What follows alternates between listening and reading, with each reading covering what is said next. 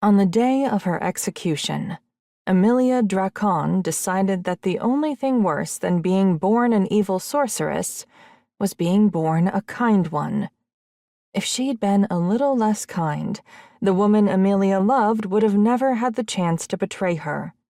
If she'd been a little less kind, Catherine Rochester would be dead, and not standing in front of Emilia, all proud and beautiful and alive. The guards tasked to escort Emilia to the gallows came to an abrupt halt at the sight of Emilia's ex-lover, which, unfortunately, meant that Emilia had to stop as well. The guards saluted Catherine, while Emilia, shackled at the wrists and ankles, simply glared. "You're dismissed," Catherine told the guards. That was the final insult, really, that Catherine assumed Emilia had learned nothing from the betrayal, that she assumed Emilia would walk to her death willingly. Emilia Drakon was naive once, not anymore.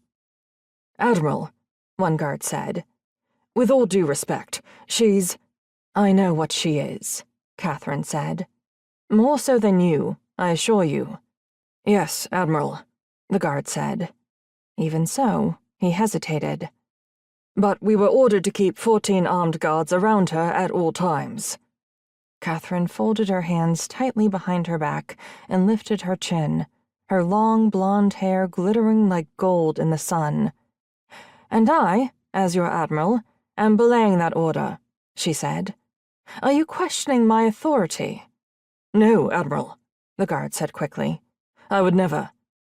Emilia narrowed her eyes at Catherine.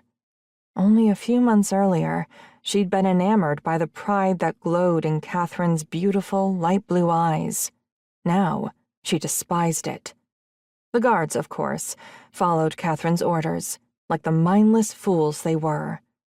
Alone with her traitorous lover at last, Emilia trailed her gaze downward, taking in the sight of Catherine in uniform.